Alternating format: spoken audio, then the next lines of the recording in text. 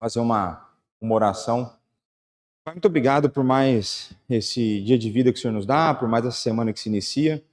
Obrigado pelo privilégio que, como teu povo, nós temos de nos reunir para prestar culto ao Senhor, mas também para aprender mais de Ti.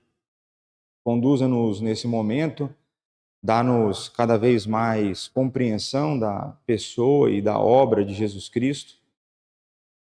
Muito obrigado pela obra que ele realizou, pela possibilidade de salvação. E muito obrigado também pelo teu Santo Espírito que habita em nós, transforma o nosso coração e nos conduz no processo de santificação.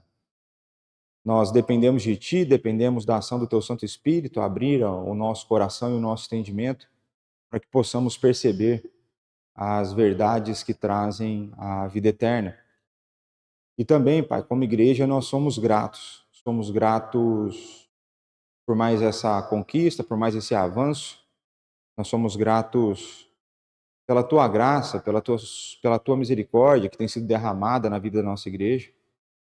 E por hoje nós iniciarmos uma nova caminhada num novo local, mas na expectativa do mesmo Deus continuar a agir, transformando vidas, salvando vidas, trazendo pessoas que estavam mortas em delitos e em pecados, para que elas possam estar unidas com Cristo e sendo conduzidas à vida eterna. É no nome do teu Filho Jesus Cristo, nosso Senhor e Salvador, que nós oramos e agradecemos. Amém. Meus irmãos, então darei continuidade aqui no capítulo 8, quando nós estamos a falar de Cristo como nosso mediador. Então, no primeiro parágrafo, a gente viu, e eu vou pedir a compreensão de vocês, estamos em fase de ajuste, naturalmente, o nosso projetor ainda. Vocês estão conseguindo ler aí atrás? Não? Dá? Então pronto. Então está escrito assim: aprove a Deus em seu eterno propósito escolher e ordenar o Senhor Jesus, seu Filho unigênito, para ser mediador entre Deus e o homem, profeta, sacerdote e rei, o cabeça e salvador da sua igreja, o herdeiro de todas as coisas e o juiz do mundo. Deus lhe deu, desde toda a eternidade, um povo para ser sua semente e para, no tempo devido, ser por ele remido, chamado, justificado, santificado e glorificado. Ficou alto, né? Mas, quando a gente olha para esse parágrafo, a gente estudou na semana passada, só fazer uma breve revisão, a gente consegue perceber a importância da pessoa e da obra de Cristo. A gente vai ver que Cristo é, então, o Deus encarnado, o único mediador entre Deus e os homens. Não existe outra alternativa, não existe outra possibilidade de se achegar a Deus se não for por meio de Jesus Cristo. Não existe uma pessoa com que eu possa conversar e ela vá negociar ou vá mediar essa conversa com Deus se não for Jesus Cristo.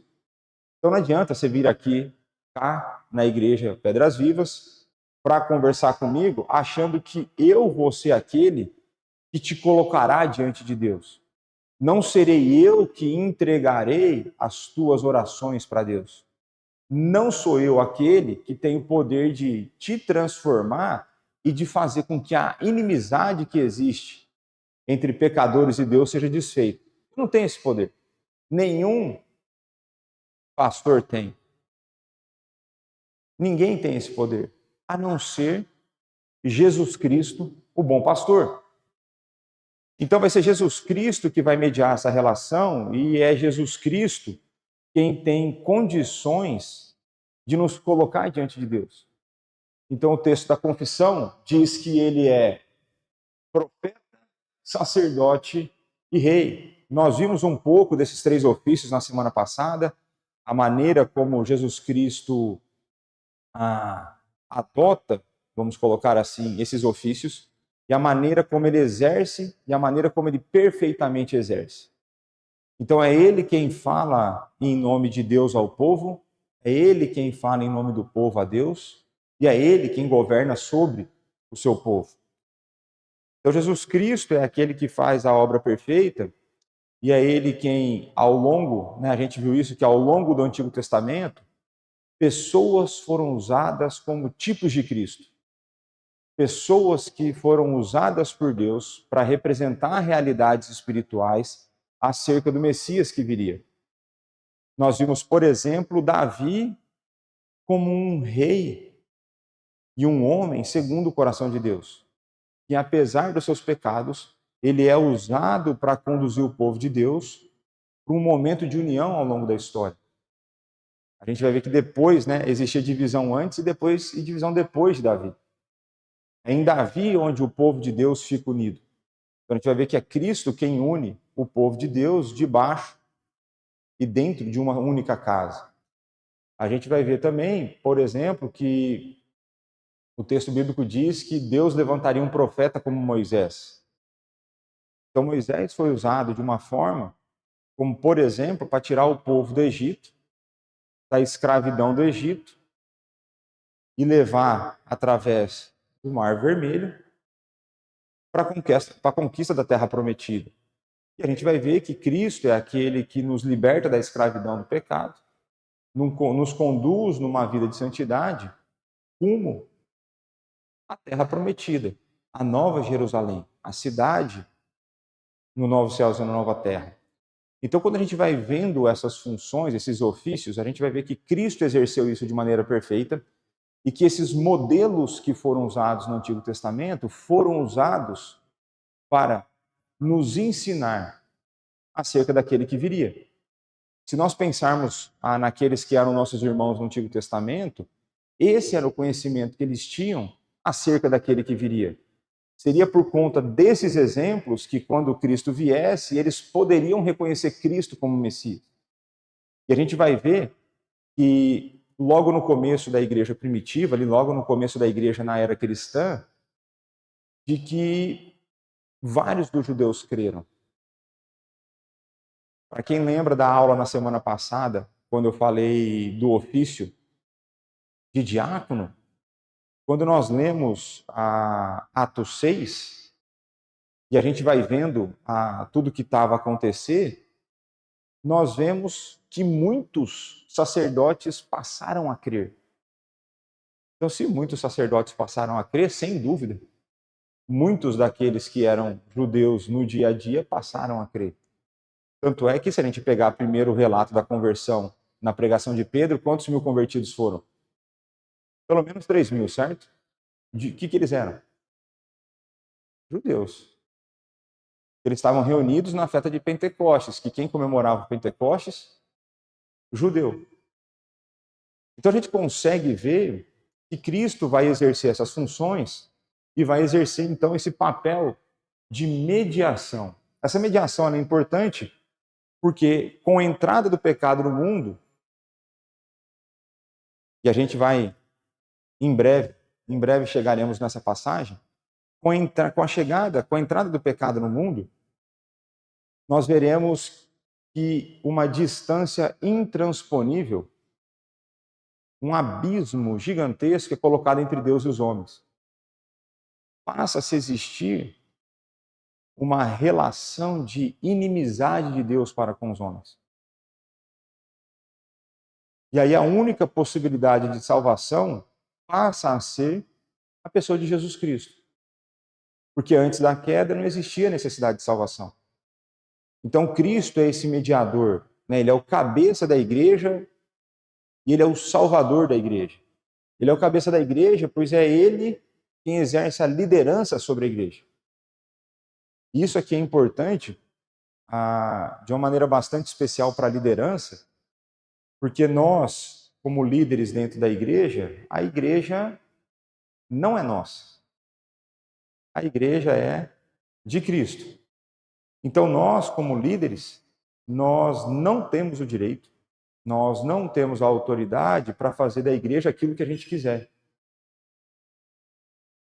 E se nós fizermos isso, com certeza nós responderemos diante de Deus por isso.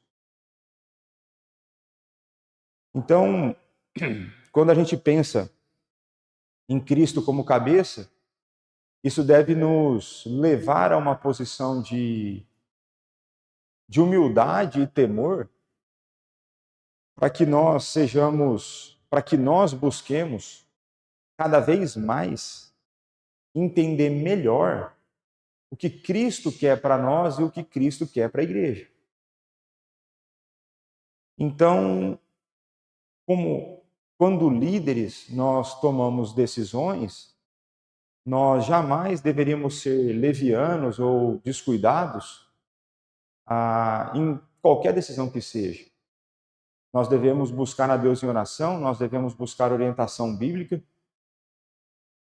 E eu falo para vocês que nos últimos meses a gente tem buscado isso. Naturalmente, de maneira imperfeita, com as nossas falhas, mas tentando sempre ver o que Deus quer para o seu povo. Então, creio que isso é algo importante para a liderança da igreja, né? Porque o dono mesmo só tem um, foi ele que morreu por ela, então ele tem propriedade sobre ela. O texto de Atos diz que ele comprou a igreja com seu sangue. Então, a igreja tem dono, tem ordem, tem quem manda e quem deveria obedecer. Quem manda é Cristo e a gente deveria obedecer. Essa é a grande verdade. Então, vamos avançar aqui. O segundo parágrafo diz o seguinte: o Filho de Deus, a segunda pessoa da Trindade, sendo um verdadeiro e eterno Deus, da mesma substância do Pai, igual a ele, tomou sobre si, na plenitude do tempo, a natureza humana, com todas as suas propriedades essenciais e enfermidades comuns. Contudo, sem pecado.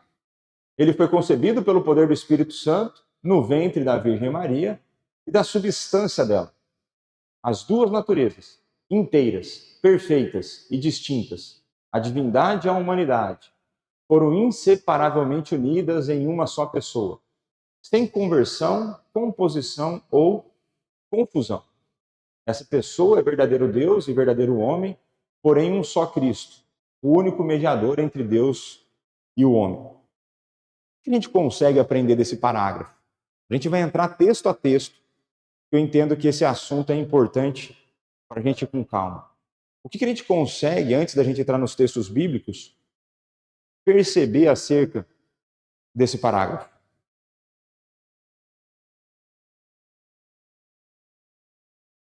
Jesus é Deus. Isso é importante. Isso é importante porque tem seitas que não entendem isso, que não percebem isso.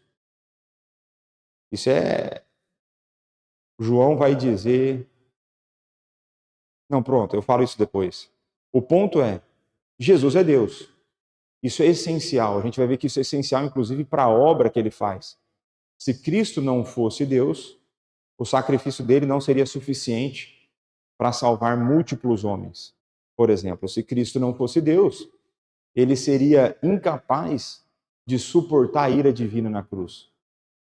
Então, só aqui nós vemos duas razões que nos mostram a importância de Jesus Cristo ser Deus. O que mais que a gente aprende aqui? Natureza humana. Então, o texto vai colocar que ele é verdadeiro homem e verdadeiro Deus, ou verdadeiro Deus e verdadeiro homem. E normalmente a gente ouve isso falado de outra forma. Como que normalmente a gente ouve isso falado? 100% Deus, 100% homem, né? E outro dia eu vi um vídeo do Sproul, né? E eu entendi o argumento dele e a partir de agora eu vou tentar falar de maneira diferente. Eu vou tentar usar a linguagem da confissão de fé. Ele é verdadeiro Deus e verdadeiro homem. Verdadeiramente Deus, verdadeiramente homem. O que mais que a gente aprende aí? O parágrafo é grande. Oi?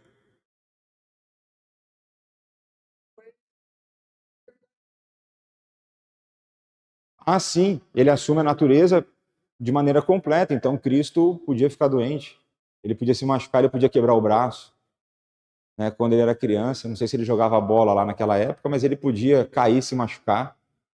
A natureza humana perfeita. A gente vai ver isso, por exemplo, de que Cristo, a natureza, ele assume a natureza humana de tal forma de que ele também tinha fome.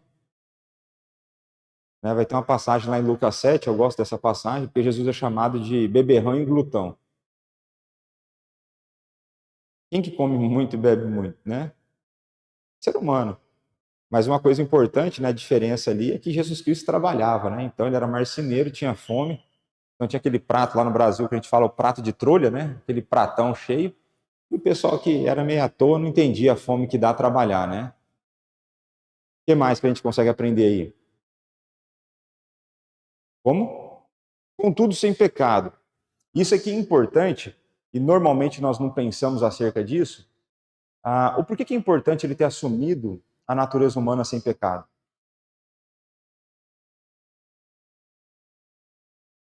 Se ele tivesse pecado, ele nem por ele poderia morrer, né?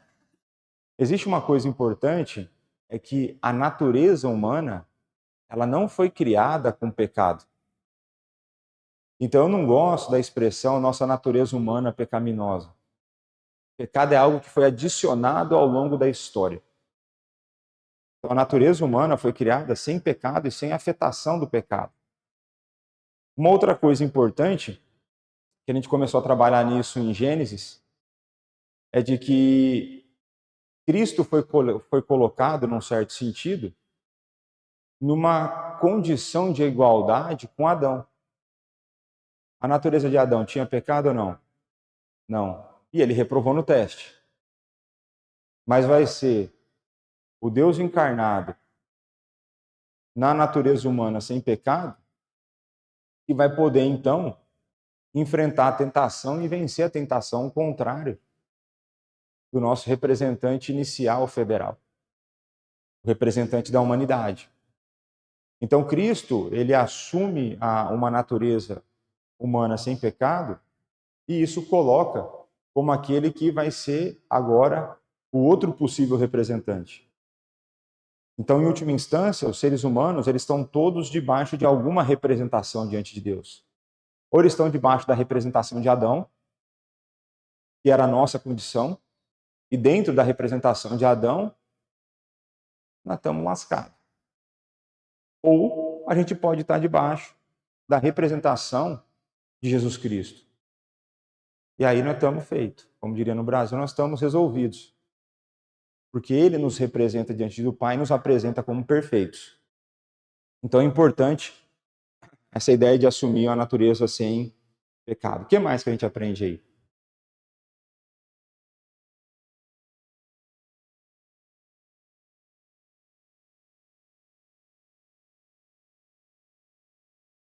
Então, isso é um negócio muito importante que o Lucas trouxe aqui. O que o Lucas trouxe?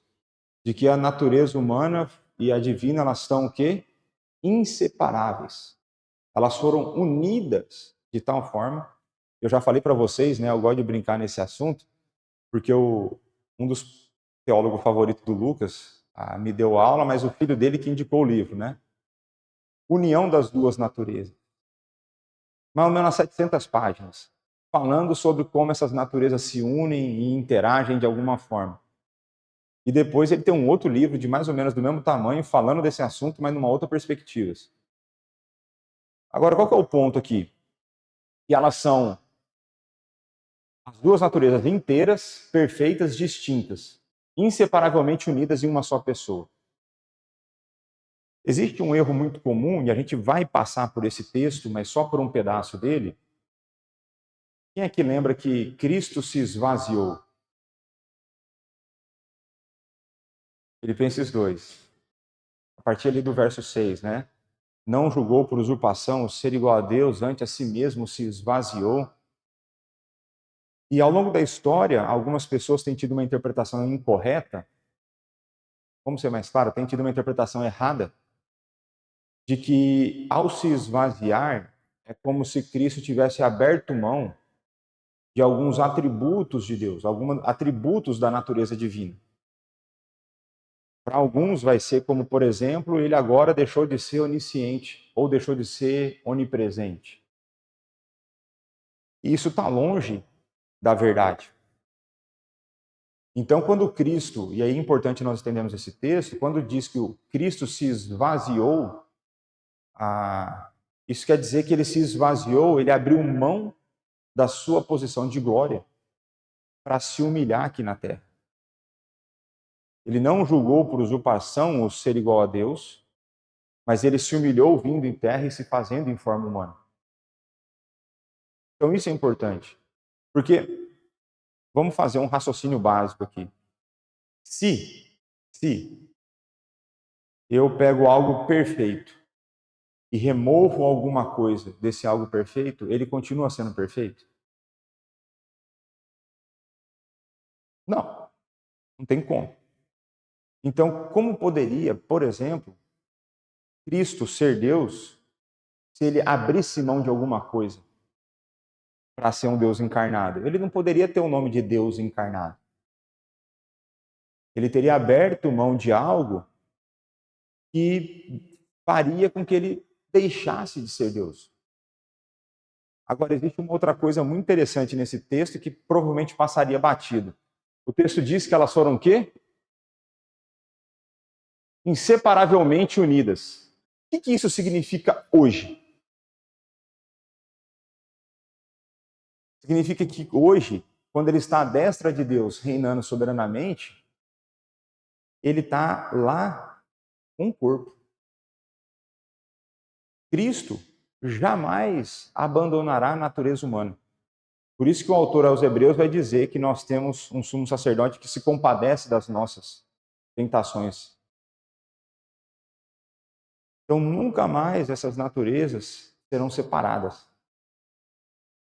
Acho isso muito interessante e bastante profundo, mais do que a nossa cabeça dá conta. O que mais que a gente aprende aí? Ele é o único mediador. Esse é o grande tema aqui do capítulo, é o único mediador. O que mais? Como? Eterno, sempre existiu. Isso é importante, porque se ele não existisse desde sempre, ele jamais poderia ser o Criador, ele seria o quê? Criatura. E aí, criatura pode ser Deus? Não, tirando você que acredita que é Deus do seu umbigo, né? Eu também. O que mais?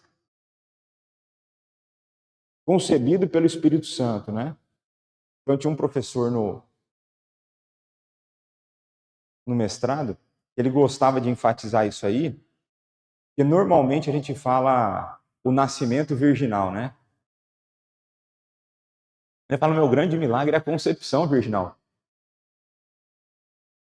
O nascimento vai ser consequência, mas o milagre está na concepção, né? Então, concebido pelo Espírito, né? E aí a gente corre o risco de começar a fazer muita especulação, mas a gente vai ver que vem a natureza divina, vem a natureza humana, é uma discussão gigantesca de uma expressão, quem que eu já falo assim, Theotokos, Maria como mãe de Deus. É uma discussão gigante. É ou não é? Maria é mãe de Deus? Então a gente tem que qualificar, porque ela é. Ela é mãe de Deus, porque Cristo nasceu de dentro dela, não nasceu um pedaço só de dentro dela. Nasceu o Cristo inteiro, inseparavelmente unido. A gente precisa qualificar isso. Isso não faz com que ela seja alguma coisa a mais do que nós somos. Faz com que ela tenha tido um grande privilégio, e a gente vai ler o texto bíblico que fala isso, que é mais um problema de tradução que gera uma interpretação errada acerca do papel de Maria, né? Mas vamos começar então com os textos bíblicos, né? Então, o Filho de Deus, a segunda pessoa da Trindade, sendo verdadeiro e eterno Deus, da mesma substância do Pai, igual a ele, tomou sobre si, na plenitude do tempo, a natureza humana. Então, João 1 e 14. No princípio, era o Verbo estava com Deus e o Verbo era Deus. Está falando de Jesus Cristo aqui, e é daqui que a gente tira a conexão com Gênesis 1 da palavra criadora. Então, logos, ou a palavra traduzida por verbo aqui, essa ideia de palavra, verbo, raciocínio, ação, é daqui que a gente faz a conexão que ele estava no princípio. Tudo foi feito por meio dele, e sem ele, nada que foi feito se fez. Então, pronto. E o verbo se fez carne e habitou entre nós. E aqui o habitou, todo mundo gosta de falar isso. Eu estou seguindo a dica dos famosos, né? O verbo habitou, se é uma tradução literal, seria tabernaculou. E o que é tabernacular? Essa ideia de que o tabernáculo representa, então, a presença especial de Deus no local. Essa ideia, então, de que Deus habita entre nós, traz essa noção. né? E cheio de graça e de verdade, vimos a sua glória, glória como unigênito do Pai. Então aqui está falando todas as verdades acerca de Jesus Cristo, que a gente já leu ali no começo. 1 João 5,20, também sabemos que o Filho de Deus é vindo e nos tem dado entendimento para reconhecermos o verdadeiro. E estamos no verdadeiro, em seu Filho, Jesus Cristo. Este é o verdadeiro Deus e a vida eterna. Então, o Novo Testamento, sim, reconhece Jesus Cristo como Deus. O Novo Testamento, sim, reconhece Cristo como a fonte de vida eterna. E Filipenses 2,6, a gente já conversou um pouco, né? Pois ele, subsistindo em forma de Deus, não julgou como usurpação ser igual a Deus. Então, num certo sentido, ele abre mão da posição, entre aspas, tranquila que ele estava, para se encarnar, vir ser humilhado, morrer em nosso lugar. E veja, ele sabia o que ele ia fazer. Então isso aqui é profundidade. Então vamos continuar aqui, Gálatas 4:4, vindo, porém, a plenitude do tempo, Deus enviou seu filho, nascido de mulher, nascido sob a lei. Então vai ser sob a lei que Cristo vai viver a sua vida aqui na terra, para que então, debaixo da lei, ele pudesse conquistar a nossa salvação. Isso é importante. É importante a gente reparar aqui também, nascido de mulher, enviou o seu filho. A gente vê aqui as duas naturezas sendo explicadas nesse verso. E a gente tem também um outro ponto importante aqui, que eu já expliquei para vocês, a plenitude do tempo. Vocês lembram o que é a plenitude do tempo, não? Me ajuda aí.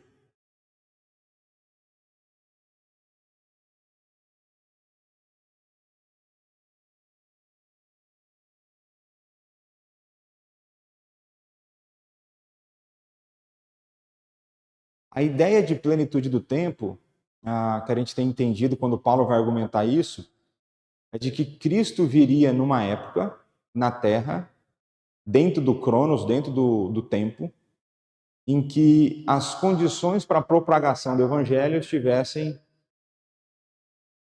propícias, né? Propagação propícias.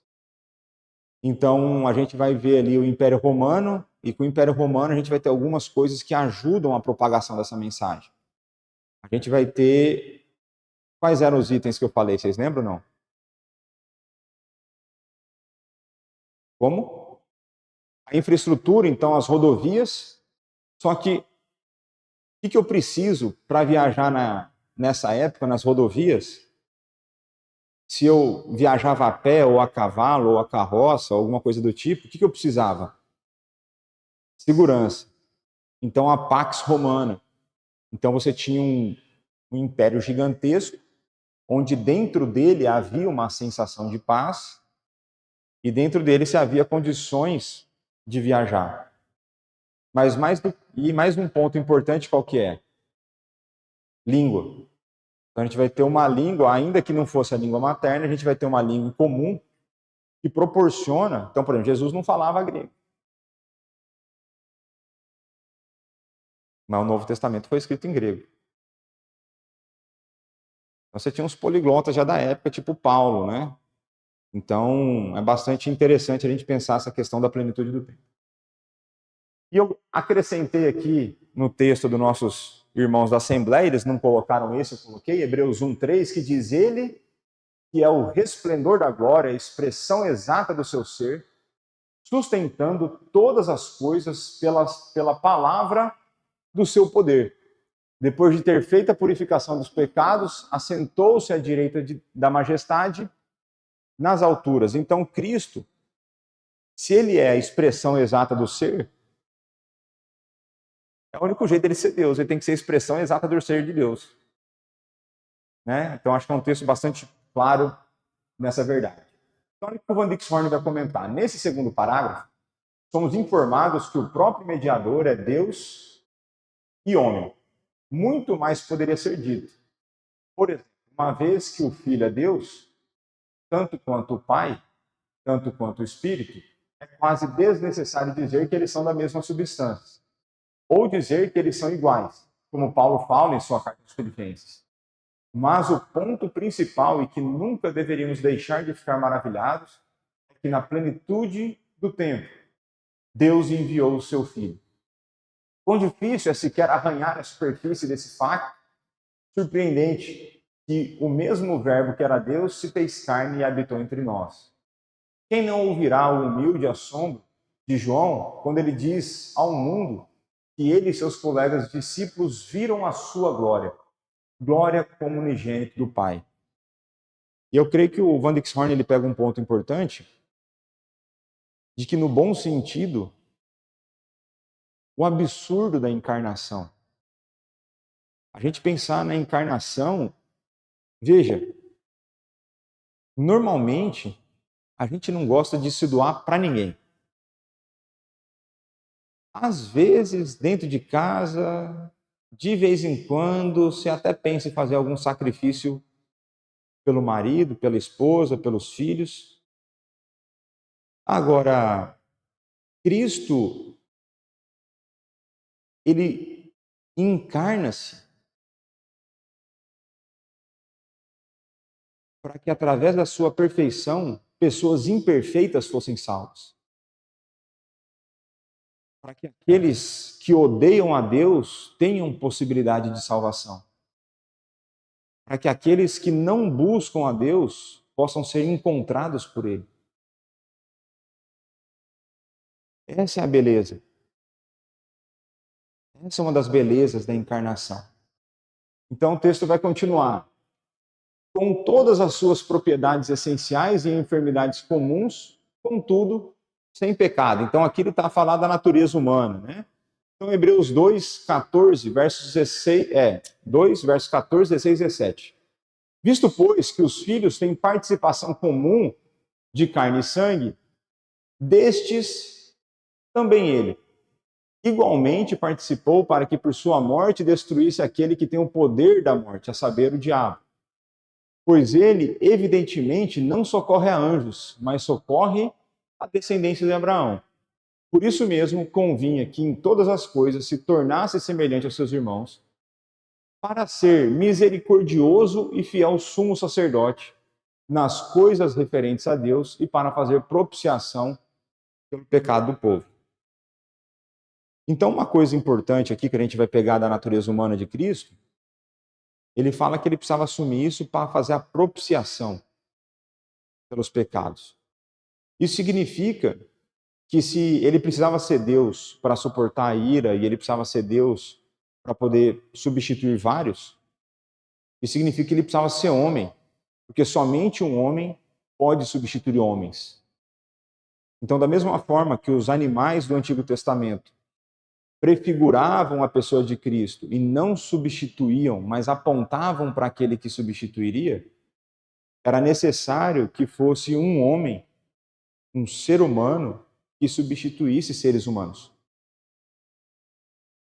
E dentro do processo criacional, nós vimos que Deus cria primeiro o homem e coloca o homem como representante federal, então era necessário que ele fosse também homem. Não só ser humano, mas um homem que substituiria, né, a outra figura.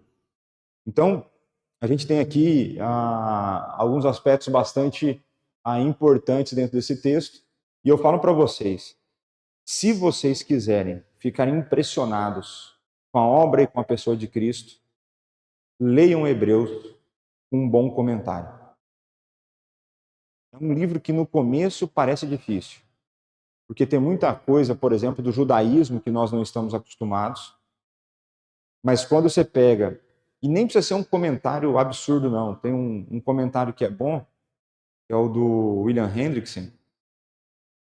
Quando você começa a ler, você começa a entender, a perceber algumas coisas acerca do texto, hoje Hebreus para mim é um dos meus livros favoritos. O tanto que exalta a pessoa de Cristo, o tanto que ele fala e compara e mostra a superioridade de Cristo. Então recomendo a leitura de Hebreus, né? Então Hebreus 4, 5, porque não temos um sumo sacerdote que não possa compadecer-se das nossas fraquezas. Antes foi ele tentado em todas as coisas, a nossa semelhança, mas sem pecado. Quase igual. Quase igual. Então, quando a gente pensa na pessoa de Cristo, e eu quero que vocês tenham uma noção, ou comecem a pensar numa noção, do quão ofensivo era para Cristo viver aqui na Terra. Quando a gente olha para Deus e para a sua santidade, o texto bíblico diz que não tem espaço para pecado diante de Deus, que Deus odeia o pecado. Que Deus odeia, tanto é que o salário do pecado é a morte. Cristo se encarna e vem viver em meio a pecadores. Eu não sei se você já teve essa experiência de conviver num ambiente. Primeiro, vou partir do pressuposto que você é crente. E que por você ser crente, você não gosta de palavrão. Você não gosta de xingar e de ofender pessoas. Eu não sei se você já teve experiência de ficar apartado dessa realidade e depois, por conta de trabalho ou por conta de alguma outra razão, você conhece uma pessoa ou tem que conviver com uma pessoa que constantemente fala palavrões e ofende. Aquilo em vários momentos não te machuca, mesmo não sendo para você? Não é? Eu lembro de uma experiência que eu tive nos Estados Unidos, foi bem interessante. Tem uma série que eu gosto, e a primeira temporada é muito boa. E eu conversando com um amigo meu sobre isso, ele falou: eu não consigo assistir essa série. Eu falei: meu? É por quê? Ele falou: meu, tem muito palavrão. E tem um palavrão em específico que ele não começa com a letra F. E aí eu fui refletir o quanto o significado do palavrão está associado à nossa cultura e à nossa língua. Porque ainda que eu saiba que aquilo é um palavrão, aquilo não me ofende tanto porque eu não tenho a conotação toda de uma vida toda ouvindo aquilo como um palavrão. Mas eu tenho amigos que falam assim: meu, não dá. Eu ouço e me incomoda demais. E aí vai ser a mesma coisa aqui em Portugal, né? E aí pro brasileiro tem hora que é difícil. A gente vem com algumas palavras que são diferentes e eu já brinquei isso com o pessoal. Falei: tem uns pratos aqui no restaurante que eu não consigo pedir. E se eu gostar do prato, o máximo que eu vou fazer é apontar pro garçom, esse daqui, ó. Por quê? Porque para nós lá é e para vocês aqui não é. Então, nesse sentido, quem está errado? Sou eu que tenho que me adaptar à cultura e entender que essa palavra não tem significado aqui. Em Portugal, essa palavra, né? E é igual a história da rapariga e da moça. Né? Aqui eu ofendi os dois com duas palavras, né? Eu ofendi os dois lados, né? Mas eu falei rapariga como português e moça como brasileiro, tá bom? Então a gente vai vendo que isso é importante, né? Mas se a gente se sente ofendido muitas vezes com ofensas feitas por outras pessoas, o quão mais ofendido se sentia Cristo? Sendo ele perfeito, sendo que ele nunca cometera um pecado sequer e não cometeu até hoje, e nunca cometerá. O quão mais ofensivo era para Cristo ver, por exemplo, Judas desviando dinheiro. Ele sabia que Judas desviava. O quão ofensivo era para Cristo ver o legalismo dos fariseus. E como ele mesmo diz, né? Vocês não vão para o céu e ainda estão fechando a porta do reino para os outros. O quão ofensivo para Cristo era chegar no templo e ver pessoas comercializando a fé. O quão ofensivo para Cristo é muitas vezes as pseudo-igrejas do nosso tempo. Mas enfim, é só para a gente começar a ter uma ideia de como foi para Cristo. Né? Então, onde que Horn vai colocar? Esse mediador não assumiu a forma de anjos. Não. Ele era em todas as coisas semelhante aos irmãos. Visto que os filhos têm participação em comum da carne e sangue, destes também ele igualmente participou. Mas ele assumiu uma natureza humana, não uma natureza humana caída. Ele assumiu nossa natureza sem pecado de nossa natureza. O pecado atacou, mas não conquistou a sua mente ou corpo. Como observa o escritor dos Hebreus, nosso mediador não é alguém que não possa compadecer-se das nossas fraquezas. Antes foi ele tentado em todas as coisas, a nossa semelhança, mas sem pecado. Jesus iria suportar o fardo do pecado, mas nunca um fardo dele mesmo, e sim o nosso, que ele carregaria. Nunca devemos nos esquecer que há um abismo de diferença entre ser tentado pelo pecado e, de fato, cair na tentação. Então, o que o Van Dixhoorn tenta fazer aqui é mostrar para nós que Cristo foi tentado verdadeiramente. A gente precisa entender isso. Ele foi tentado de fato. Quando ele vai para o deserto para ser tentado, ele é tentado de fato. Mas o ponto é, ele não caiu. Indiferente do nosso representante federal inicial, Cristo não estava numa situação de abundância, Cristo estava numa situação de escassez. E mesmo assim ele não cai. Então, se existe um pecado que Cristo carrega, nunca é o dele e sempre é o nosso. Então, uma das coisas que eu gosto de pensar é quem que a gente bota a culpa que matou Jesus Cristo? Eu diria que fomos nós. Em última instância, fomos nós. Então, existe o instrumento e existe a razão do instrumento ter sido utilizado.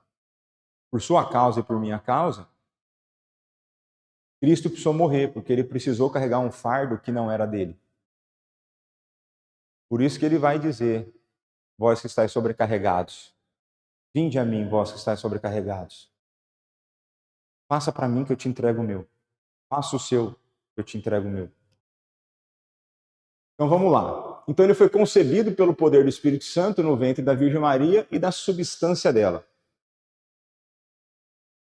Lucas 1, 27, 31 e 35. Há uma virgem desposada com certo homem da casa de Davi, cujo nome era José. A virgem chamava-se Maria. Então aqui estava rolando o quê? Noivado. Já tinha os interesses, ia ter o casamento. Ok? Aí no verso 30, e você vê que o verso 30 não está no texto da confissão, mas eu trouxe. Mas o anjo lhe disse, Maria, não temos. Então se Maria fosse isso tudo, acima de nós, ela não teria medo. Então se o anjo está encorajando, o que que significa? Ela está temendo.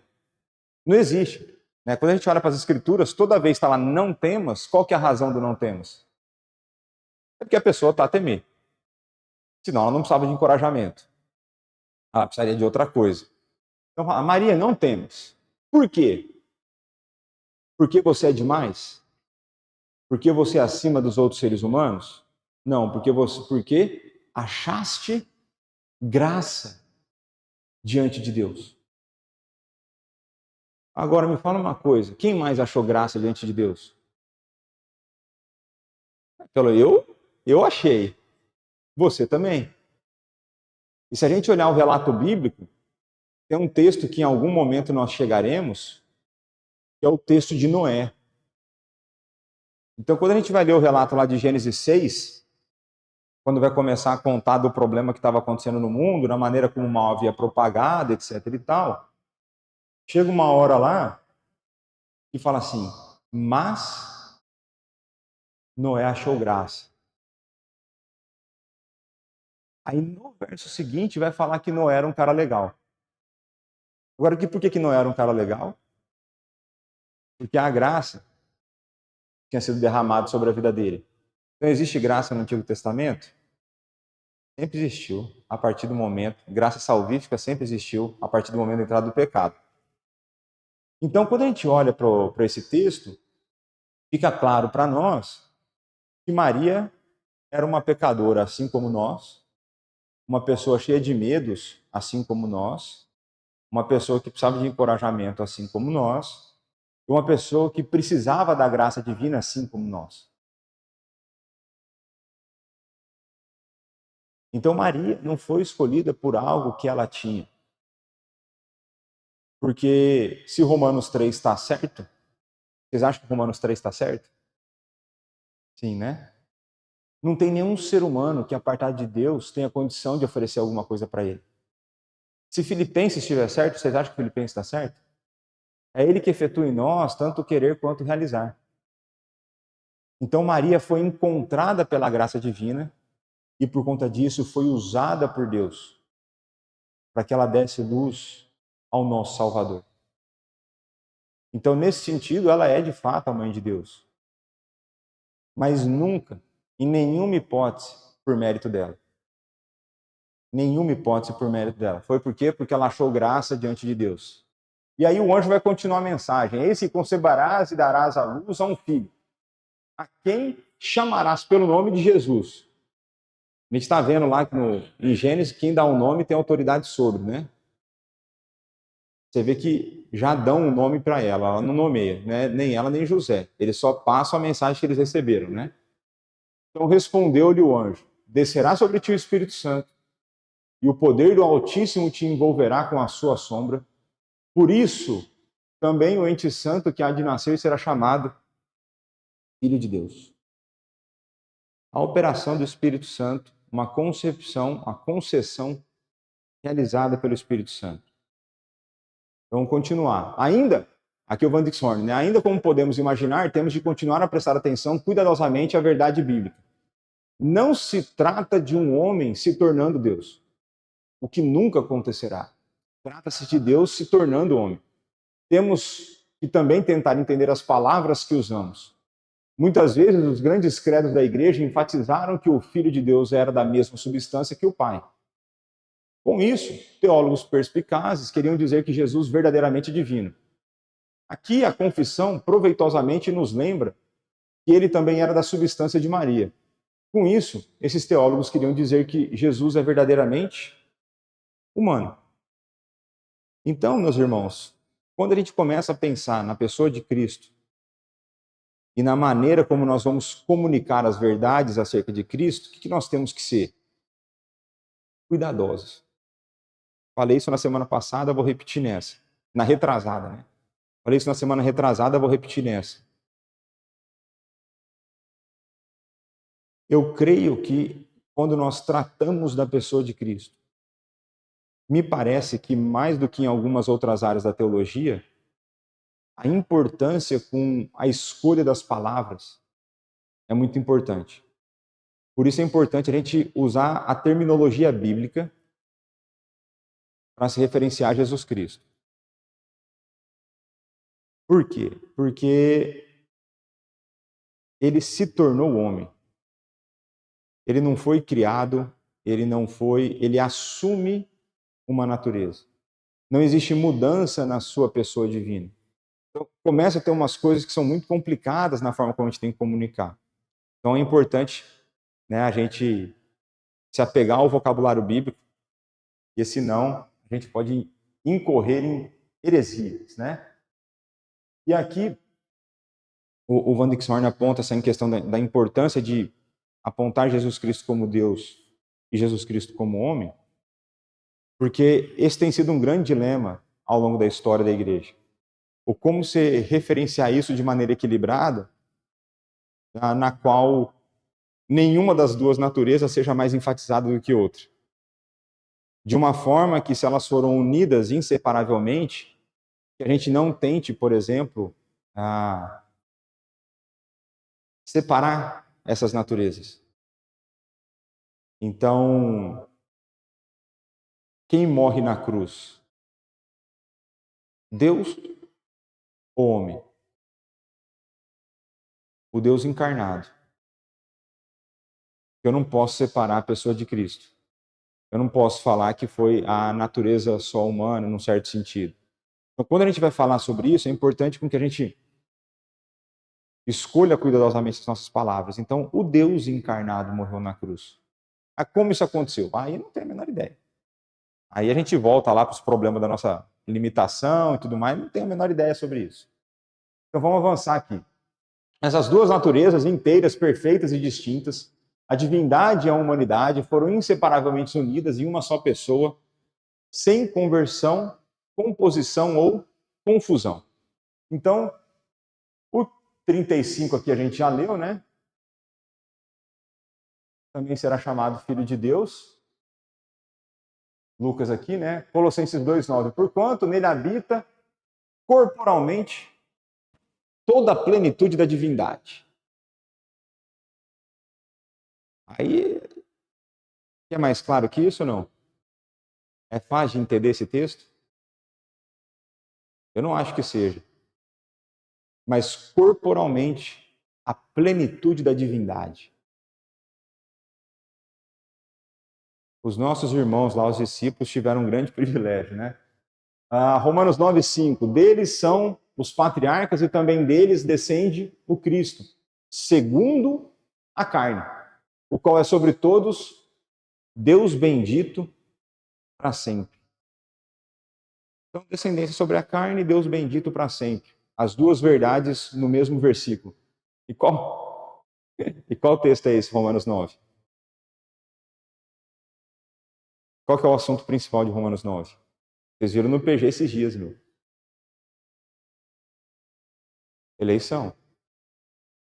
Então aí, ó, enfatizando as duas naturezas no texto da eleição.